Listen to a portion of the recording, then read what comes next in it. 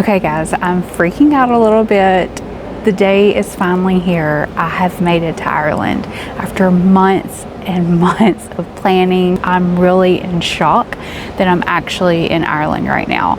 I decided to do things a little bit differently for this trip because I'm trying to, like always, pack in as much as I can in a short amount of time, especially because I am here for work. I felt like the best way to maximize my time was to not stay in Dublin the first day, but to actually head to Northern Ireland. You can take a bus from the Dublin airport to Belfast. It's about a 2-hour bus ride. I'm about to head to my hotel. I'm pretty sure they're not going to let me check in, which is fine. I will touch base with y'all once I get checked in or get changed or whatever, and then we'll start exploring.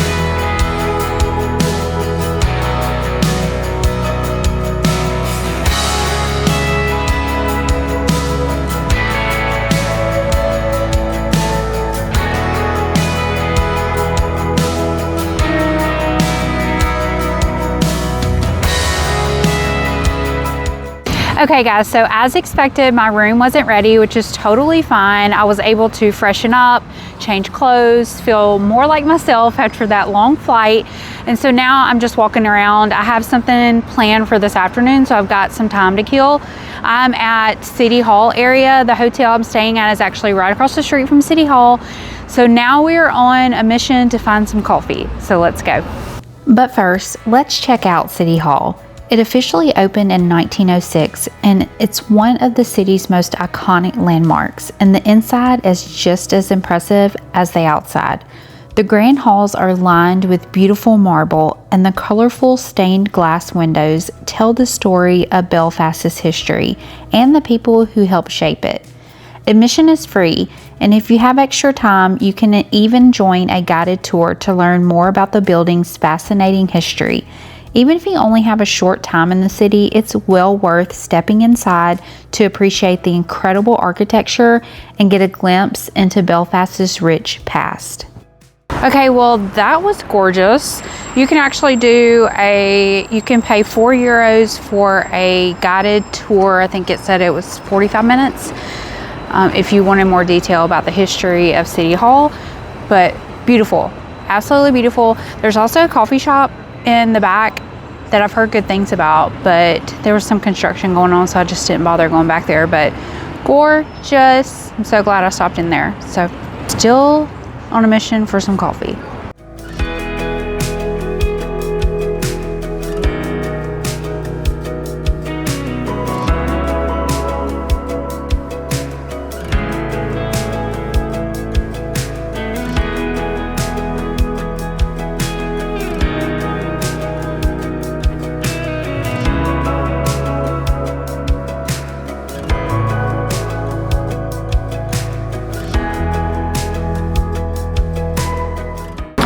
I found some.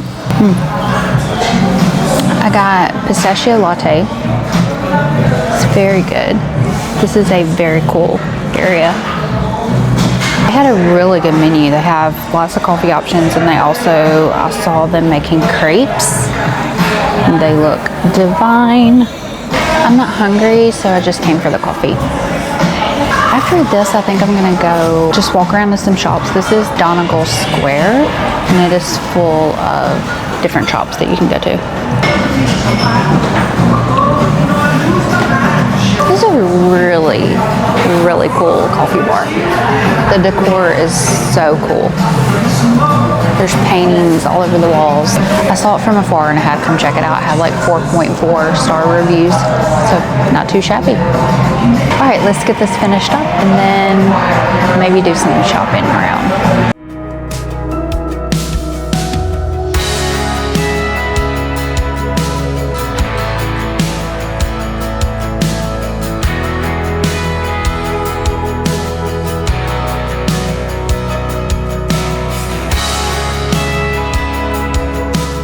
Oh my goodness, was that not the cutest store ever? It had everything you can imagine, from beauty products to clothes to beautiful jewelry and shoes and bags. Like, I could have gone crazy in there. If I would have had room in my suitcase, I definitely would have purchased something, but that was a really cool store.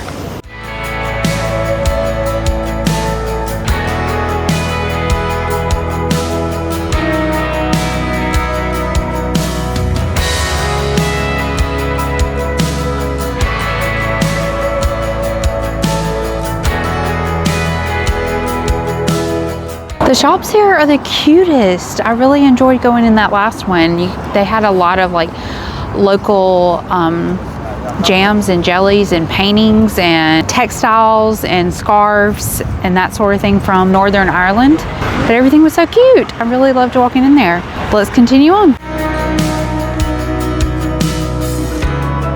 The Belfast Cathedral, also known as St. Anne's Cathedral, has been a landmark in the city's Cathedral Quarter for more than a century. Its Romanesque architecture, beautiful mosaics, and peaceful interior make it a quiet escape from the busy streets outside. What a beautiful church! It is the Belfast Cathedral. It was built in the 1800s. It's crazy, and it is so beautiful. The stained glass windows were absolutely gorgeous. For £5, you can do like a self-guided tour through the cathedral. Such a beautiful church. One of the most photographed spots in Belfast is Commercial Court, a charming alleyway in the heart of Cathedral Quarter. It's famous for the colorful umbrellas hanging overhead, vibrant street art, and lively atmosphere. It's also home to the iconic Duke of York pub, making it the perfect place to soak up the character and charm of Belfast.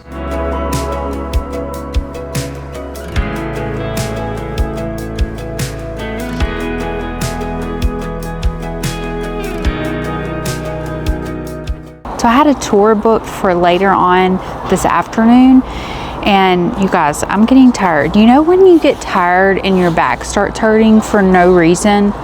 I'm there. My tour is not till 2:40, and I really didn't know if I could make it. I got on the website and I was able to change my tour to 1 p.m. So I'm headed there now. Drop in the comments, where do you think I'm going? I'm so excited to do this tour, and if you're familiar with Belfast, you probably know. Based on that, who knows where I am? I'm at the Titanic Museum. The Titanic was actually built in Belfast, and so this is more of a historic Titanic museum than like movie based. So I'm super excited to go in and do this tour. I'm 10 minutes early, so I have to wait a little bit, so I came outside. But you also get to tour the boat that was used as the tender to get on the Titanic. I've got a few minutes to spare. I'm probably going to walk in and look at the gift shop, check that out, and see if there's anything I want. The Titanic Belfast is a world-class museum built on the very site where the RMS Titanic was designed, built, and launched in 1912. Through interactive exhibits, original artifacts, and immersive displays, the museum tells the story of the ship from its construction to its tragic voyage and lasting legacy. One of the most fascinating pieces on display is an original deck chair from the Titanic, offering a tangible connection to one of history's most famous ships. Built in 1911, the SS Nomadic served as a tender transporting first and second class passengers from the harbor to large ocean liners like the Titanic. Walking around feels like stepping back in time. You can visit the elegant ladies' powder room, where some of the original wood paneling has been carefully preserved, and see how the ship was divided to keep passengers of different classes separate during the short journey.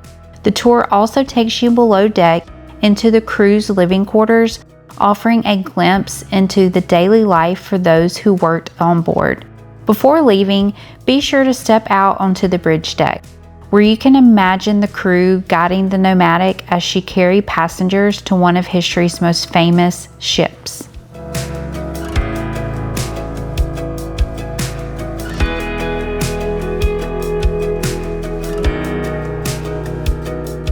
Okay guys, well I have checked into my hotel, a nice little DoubleTree across from City Hall. The view is spectacular. I couldn't ask for a better view. So earlier I did go to the Titanic Museum, and that I 100% recommend. It really took you back way before Titanic was even a thought of something that could be available here in Belfast. The linen industry picked up, the textile industry picked up, and so they just needed to take advantage of the port that they had here in Belfast. And it was really good. It was really neat to read about all of the history of how they got to that point and how long it took to even come up with the idea of Titanic and the sister ships, and the whole process of building it and walking through the different types of positions that were hired to work on the ship.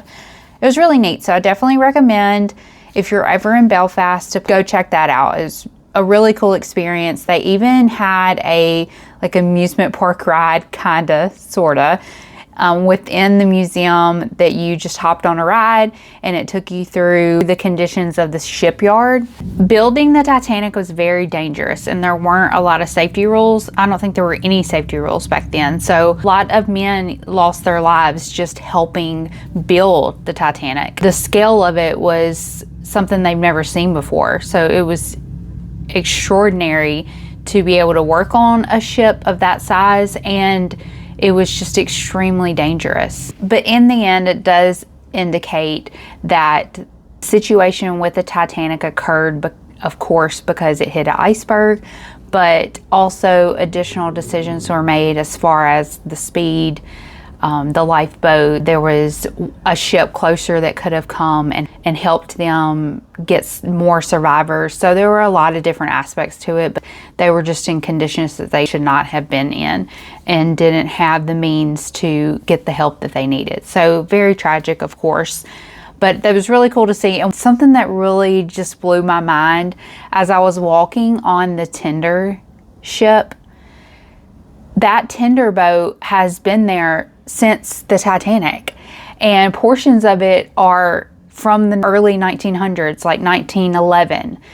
And I was walking on that same boat that individuals back then from the Titanic were walking on, and that just like blows my mind. It's crazy that we are able to see something of that historic level and be able to walk in, see the setup of how it would have been back then, and it's just really cool experience. So not only do you get to walk through the history of the Titanic, the creation of the port in Belfast, and how that had to expand, how that expanded things for this city in general, and how devastating it was for the city when the Titanic sunk.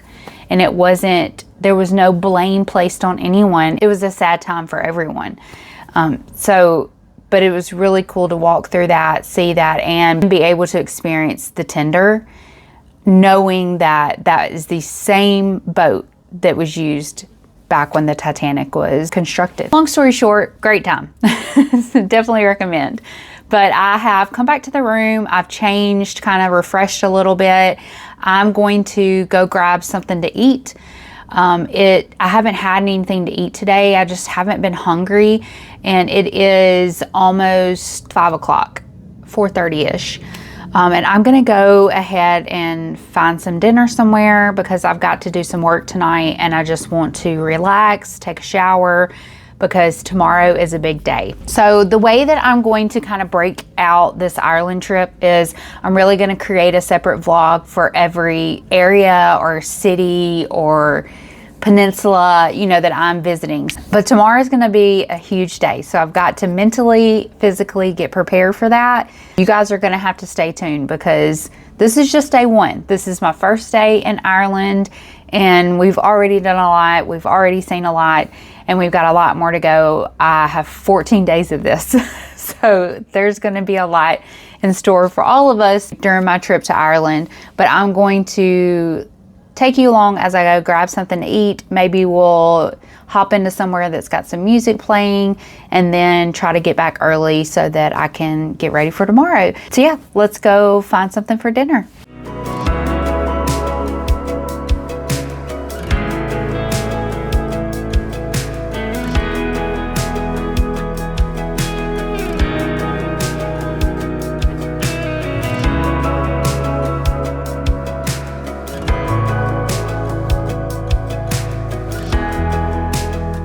Okay, well, I have finally experienced my first Irish dish. For dinner tonight, I went to Kelly's Cellar. Just a heads up, if you are only interested in going and having a bite to eat there, there's a restaurant on the second floor called The Loft at Kelly's. If you go downstairs, it's more of a heavy bar scene and pub area. So I had to ask for clarification on where I should go. So it's upstairs. I think you can order food downstairs. It's just more of a bar type setup. So for my first Irish dish, I went with Kelly's famous Irish stew, and it comes with Irish bread and Irish butter. It was very good, very hearty. It was a heavier dish, so I didn't eat all of it, and they give you so much. The portion is huge. When I'm traveling like I am right now, it's hard to take stuff back to the room because one, I'm only staying in places for 1 or 2 nights, and 2, you want to try other foods. So you don't want to eat leftovers the next night. But I ate as much as I could. It was delicious. And the pricing was very reasonable. That big bowl of stew was £17. And then you can add a tip if you like, in which I did. Tipping here is different than in the US, but it is still greatly appreciated. I'm exhausted. I have been up it's been over 24 hours now. I barely got any sleep on the plane, so I'm going to get some rest. Like I said, I have a huge day tomorrow. So make sure that you are subscribed to the channel because the next video is going to be huge. I will see you guys tomorrow night after my tour, and we will go to one more place for dinner. Probably get some souvenirs maybe from Belfast before I head out, and then check out maybe a music pub place tomorrow night just to get that feel for Belfast before I leave. Well, hello again. So I told you guys that I had one more place that I wanted to check out after my tour. So I just wrapped up my tour for today. So before it gets too late, let's head out and I will take you guys along.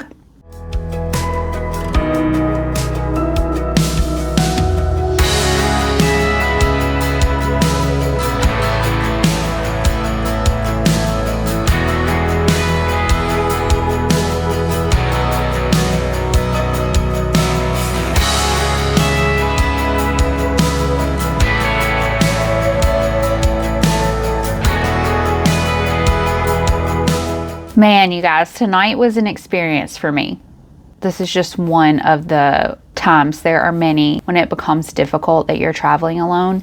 So I got back from my tour and I wanted to check out this restaurant slash pub that's famous here in Belfast. I wanted to just kind of listen to some live music and then have a bite. I on Google Maps, and there was actually a restaurant a little closer that also had music, and their food looked much better, so I wanted to go there. So I went there, and the kitchen had closed like 30 minutes prior.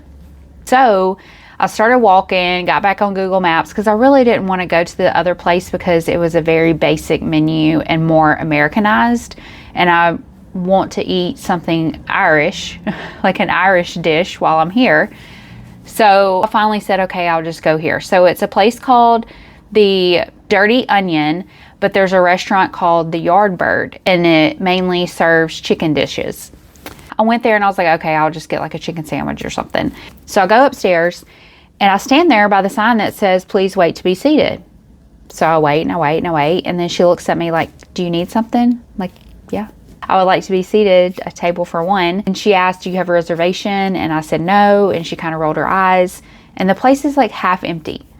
So I'm like, okay. And then she said, well, just a second. And there were places at this little like kitchen bar. She said, if you'll just sit on the corner there, I'm like, okay, that's fine. No big deal, whatever. So I'll sit down and I wait and I wait and I wait and I wait. And no one spoke to me. No one did anything, brought water, nothing. So I left. I'm like, I don't really have time for this.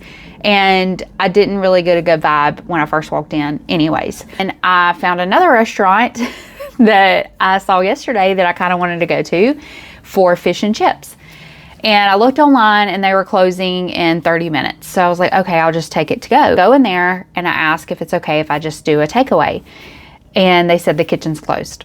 So I'm like, okay. And then that's when it gets hard, when it's like one thing after another and it's getting late and all these places are closing and you're alone in the city all by yourself. And so I just start kind of walking back towards the hotel. I'm wearing a sweatshirt with blue jeans. So very casual. There's a restaurant across from City Hall, so across from where I'm staying, called the Ivy. And it looks very fancy. It has like the cloth napkins, the preset tables. Everyone in there looks like they're dressed really nice. And there's even a doorman. So I'm like, this is gonna go well. So I walk in and I ask if I can just get an order to go. And he says, well, we don't do that here.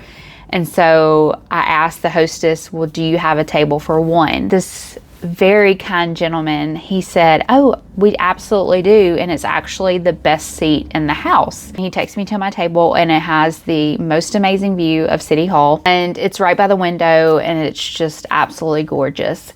And then my waitress comes, and you guys, she was the kindest person, very helpful, gave me suggestions of what to eat and everything. Like, it was absolutely amazing. It's crazy that things that I've learned just recently in traveling is to not always have a plan. You know, if you watched my San Juan video, I kind of learned that as I went, is it's okay not to have a plan, just kind of have an idea of what you want to do and then let things happen. And tonight, everything started going wrong, and so I was getting frustrated. And the place that I stopped at is where I was supposed to be. I mean, it was absolutely amazing. Everyone was so kind. They checked on me. Even the gentleman that sat me down, he said, just wait, when it starts getting dark, City Hall will light up. And when the sun went down, he came back to my table and said, see? And I was like, look, you made it happen. When I left, I thanked the hostess for the way that she treated me, because I came in thinking, oh, they're not going to serve me. I'm not dressed up enough. I kind of felt like Pretty Woman, you know, and it was complete opposite. If you were ever in Belfast, go eat at the Ivy. It was absolutely delicious. I got a steak, and I've heard that the beef in Ireland is so good, and it was. It was so tender. I got sirloin. It was perfect. And then I even splurged and got some dessert. I just love when things happen like that and you go in with very low expectations and someone just blows it out of the water. And that's what happened tonight. So wonderful experience, an experience I wouldn't have had at the other places that I went to anyways. So that ends my time in Belfast. When I spoke earlier about a tour that I went on today, I have a video that will come out next showing you guys the tour that I took from Belfast. So don't forget to subscribe and hit that notification bell so you don't miss out on that amazing experience. If you don't mind, just take a second right now and hit that like button. It really helps this channel grow, and I really appreciate the support. Tomorrow is another big day, so I will see you guys later.